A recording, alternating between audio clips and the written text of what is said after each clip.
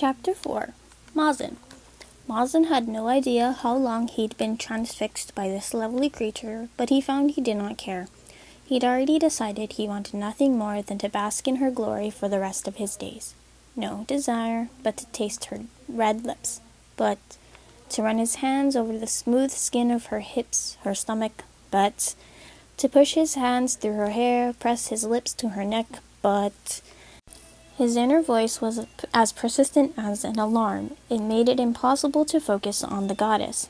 And there was another disturbance, too, something that kept distracting her from him. Mazen was considering investigating the darkening room when the goddess looked at him and said, "He is mine to do with as I please," and he again stopped thinking. She reached out and trailed a finger down his cheek. A helpless shudder racked his body at her touch. "Oh, sweet human." Her voice was honeyed as nectar. "Sweet, conniving human. How many of us have you killed?" The goddess moved closer until their bodies were flush. Mazen's heart lurched as he felt the warm press of her skin against his own. Somewhere in the depths of his mind, he screamed. "You thought you could escape," the goddess whispered in his ear. "But I know your blood. I would chase you to the ends of the world if that were what it took." He blinked. Black and red danced before his eyes. Behind the muted colors, he saw a leering smile that faded in and out of the dark. His goddess was nothing but a phantom, her lips a bloody smile. "I'm going to take my time with you, lest your suffering be over too quickly." She pressed her lips to his and breathed into him. Out of him? He was vaguely aware of his lungs collapsing, his body convulsing. Mazen tried to push her away, but there was nothing to push. The woman was a silhouette of smoke. He tried to step back, but his feet wouldn't move, and his throat was on fire, and oh gods, he was going to die. Abruptly, he could breathe. He tried to speak, but nothing left his air-starved lungs. Awareness flared inside him like a flame, but it was short-lived. "I have never seen a human so willing to die." The demon's words wound around him like silk, and his mind dimmed as she stepped away. Somewhere in the dark, he heard someone choking. He was trying to puzzle this out when he felt something travel up his body, moving so quickly he didn't have time to brush it off.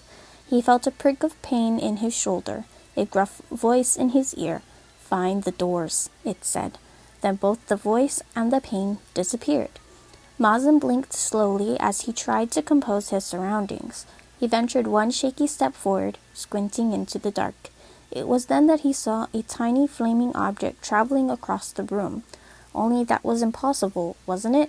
Fire engulfed everything in its path. It could never be so self-contained. Mazen stumbled after it anyway. It was a brief chase, the light burning out when he crashed into a wall. He reached out and felt cold metal beneath his hands. The doors. He pushed on them without a thought. With a sigh, the doors opened and a light poured into the room, eating away at the darkness, which was screaming? A shudder climbed Mazen's spine as he whirled to face the enchantress. He blinked in confusion at the sight of her bleeding into the tiles. He followed her through sunny streets, enamored of the way the light reflected in her beautiful eyes. But now she was no longer a woman, but a shadow, and the sunlight ate away at her form until there was nothing left. Where she had been standing, there was now a stranger in plain brown robes. Mazen stared, wondering if they were an illusion. The person looked at him beneath the shadow of their shawl, then they collapsed. Mazen inched forward, eyeing the shadows bleeding into the ground. He had just reached the stranger when they suddenly surged upright. The shawl on their head tumbled loose, revealing a nest of wild brown curls. It was a woman with remarkable brown eyes tinted with the color of rust. He flinched back. She scowled. "Well, salam to you too," she said in a raspy voice. He swallowed. "My apologies." His words came out soft, quivering. He cleared his throat to steady it. "I don't know if you were an illusion. If you were..." He gestured around them, but the shadows had already been replaced with patches of sunlight. The stranger glanced around the room with narrowed eyes, as if looking for something. The demon, perhaps. Mazen realized his hands were trembling and shoved them into his pockets. "We should leave," he said. A wink of silver caught his eyes, and he paused, noticing the blade in the woman's hands. She tucked it into the bag lying beside her before he could get a good look at it. You removed yourself from the trance. She rose and dusted off her clothing. The movement was slow, pronounced, as if it required great effort. He hesitated. Yes? You sound uncertain. Mazen thought about the mysterious voice in his ear and the strange fire that had led him to the doors. Had that been a hallucination? It was, he decided, better to not mention it. I think it was you, he said instead. He heard a struggle in the darkness after all. Who else could it have been but her? You distracted the demon and gave me an opening. I was a distraction, she grumbled beneath her breath. Is she gone then? Dead? She, faded into the tiles. Silence ensued as they both stared suspiciously at the floor. He cleared his throat.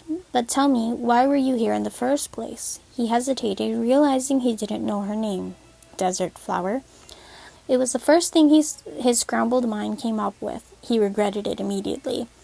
The woman started toward him with an outward glare. Mazen flinched, thinking she might slap him, but she simply brushed past him on her way to the exit. I saw people enter this abandoned place and was curious enough to investigate. She turned at the doorway to face him.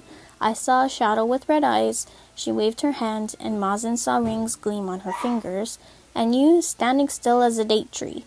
Outside, the city was draped in the reds and golds of sunset. Mazen savored the heat of the desert air on his skin and the crunch of sand beneath his feet as he exited. He sighed as a gentle breeze tousled his hair. The trembling in his hands eased somewhat. He turned to the stranger. My thanks for saving me. Layla. She dipped her head, looked at him expectantly. He paused, realizing he'd yet to offer his name. Yusuf. It was the first false name he could think of. 1,000 blessings upon you, Layla. Had you not come to investigate, I would have lost my soul to the sand sea. He crossed his arms as he glanced at the abandoned building. Do you think she was a djinn? Hard to think she could be anything else. She raised a brow. Are you a hunter, Yusuf? The blatant question took him off guard. A hunter?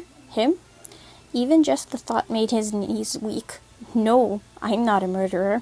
Murderer? The realization hit like a bolt of lightning.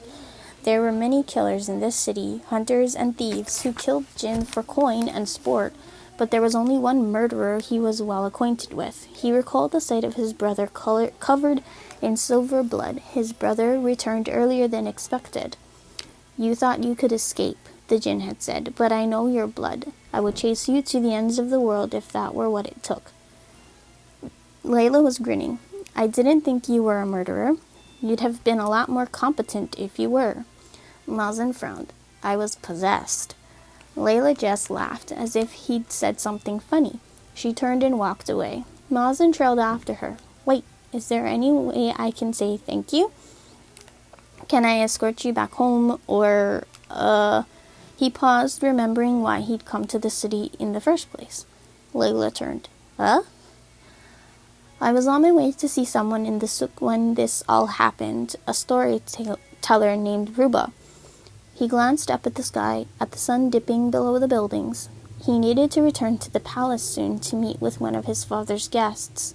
He did not have the time to get lost wandering the souk, but the thought of sitting before the Sultan and keeping all of this a secret... Come on, Layla resumed walking. Where are you going? To old Ruba's. She cast a look over her shoulder. Try to keep up, Yusuf. Mazen hesitated. He was exhausted, and all he wanted was to forget this whole day had happened. But he was reluctant to part ways with Layla. She had saved his life. Even better, she didn't know who he was, which meant he had the opportunity to speak to her without his reputation coloring her opinion of him. Who knew when he would get such a chance again? Perhaps he could still salvage this day. Mazen chased after her.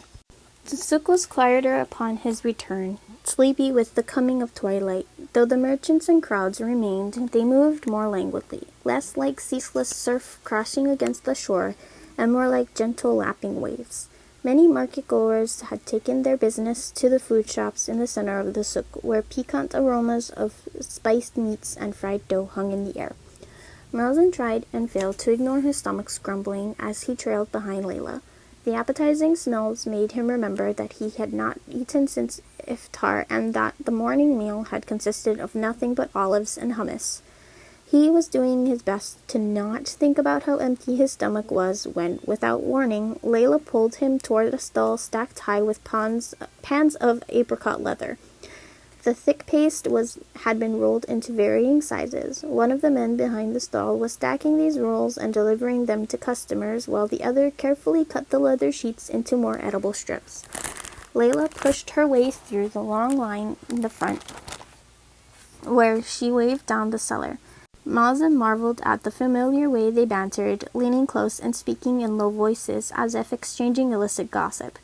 At the end of the conversation, Layla came away with a single roll of apricot leather, which she handed to Mazen. "It's no meal, but it should at least stop the grumbling for a bit." When Mazen gave her a curious look, she looked away and said, "I delivered a message for the stall owner. He owed me a favor for it. I decided to take it in the form of dessert." Mazen smiled. "You didn't have to waste that favor on me, shukran." Layla simply shrugged and resumed walking. Mazen hurried after her. "So you were a messenger, then?" He tore off a piece of leather and bit into it. It was startlingly sweet and pleasant to chew. Layla nodded as they veered into a souk alley. "That's right. And you? Which quarter do you work in?" The question seemed nonchalant, but Mazen had spoken with enough crafty nobles to recognize a quest for information. A story began to unfold in his head, a story for Yusuf. "I work as a scribe for a high-ranking nobleman," he smiled sheepishly. "I'm afraid I cannot offer more details about the correspondences. That information is confidential." Layla angled her head. "And what is a scribe doing in the souk, looking for a storyteller?"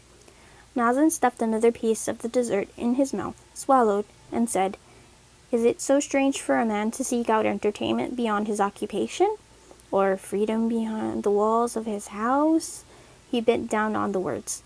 Layla's lips quirked. "Of course not. I've just never known a grown man to seek out a storyteller in his free time." Mazen laughed. "And until I met you, I'd never made the acquaintance of someone who would jump headfirst into a dark building to investigate a stranger." At first, Mazen thought it was a trick of the light, but no, Layla actually did blush at his words. When she next spoke, it was in a mumble. "You're lucky I did investigate." "I am. I will forever be grateful for it." "Careful, Yusuf," she grinned. "Forever is a long time to be beholden to someone." She stopped suddenly and gestured ahead. Mazen ate the last of the leather as he took in the sight before them. Finally, they had arrived at old Ruba's golden tarped stall, which was open for business. The space was humble and austere, nothing but a simple rug stretched beneath an eye-catching cloth canopy. Old Ruba sat cross-legged on the carpet with an elaborate cane resting across his knees. Mazen had met the storyteller only once before, but he immediately recognized that there were new carvings on the instrument. The observation filled him with awe, as he knew each mark constituted a new story old Ruba had added to his repertoire of tales. Though the cane was remarkable, the storyteller was even more so. He was the only merchant in the souk with such unique eyes, one the shade of oak and the other the hue of golden sand. His face was like crinkled parchment, and he had an impressive silver-white beard that bunched at his lap. Though it was impossible to see his lips underneath the beard, Mazen could tell he was smiling by the wrinkles at the edges of his eyes. "Why, if it isn't Layla! And I have seen your face before, Ya Saeed, but I am afraid you never offered your name." Mazen was surprised and pleased he'd been remembered. He couldn't help his smile. "Yusuf, it is a pleasure to see you again." "Likewise, Yusuf." The old man turned his attention to Layla. "And you, Layla, would you deliver a message to Dahlia for me? Tell her I accept her invitation to perform tomorrow evening." Layla smiled. Not the crooked grin she'd flashed earlier, but a bright smile that made her eyes sparkle. "Of course. It is always an honor to have you with us." Mazen blinked. "Will you be telling a special story?" "Indeed. I have spent the past months gathering tales from the Bedouin tribes of the Eastern Plains. Tomorrow will be the first time I share them. These are tales from Dahab." Mazen gasped. "Tales from Dahab?" It was a rare treat to hear about the Jinn cities. They were said to be filled with magic and mystical beasts no one had seen for hundreds of years. Old Ruba chuckled. You are an appreciator of such stories, Yusuf? Yes, Mazen admitted with a sheepish smile. I was hoping to hear you tell them earlier today, but then something came up. You speak as if there is a specific time for stories. Old Ruba's eyes twinkled with mirth. Please, sit a while and listen to an old man prattle on about legends. Mazen needed no further convincing. He ducked into the storyteller's tent while Layla stood outside at the entrance. Old Ruba began by asking questions. Did Mazen know anything about the ghouls of the White Dunes? What about the Queen of the Dunes, the powerful jinn said to command them? With each question, Old Ruba's voice grew louder and clearer until he'd drawn quite a crowd to his space. Market-goers, both old and young, all gathered around him, and once he'd quieted everyone, he began. Desert folk, allow me to enlighten you. I shall tell you the story of the bone ghouls and their keeper, the Queen of the Dunes. Neither here nor there, but long ago. Mazen was at the mercy of the story the moment it started. It was like being in the middle of a storm. He was barely able to catch his breath, and as he was buffeted by words, time got away from him, and when the story eventually ended, stars glinted in the sky, and the souk's thoroughfares were lined with lit lanterns. Mazen came back to himself abruptly. Old Ruba had made him forget about the jinn, his brother, and tonight's meeting. He had to leave now. After ascertaining the location of tomorrow's performance from the storyteller, he stepped out of the stall and found Layla at the crowd's outskirts. Tired, Yusuf? She cocked a brow. You've had a long day. Mazen shook his head. I just realized what time it is. I have a curfew, you see. Layla looked skeptical. Ah. Will I see you tomorrow at Dahlia's tavern? He'd already decided he would do whatever was necessary to attend. He would feign sickness and pay off as many guards as needed. Layla simply shrugged. Perhaps. He was a little disheartened by the non-committal answer, but he had no time to convince her to be there. Not while the sun, undeterred by his indecisiveness, continued its descent. Perhaps, then, he smiled, it would be an honor to speak with you once more. He thanked her one last time before hurrying back to his gilded cage.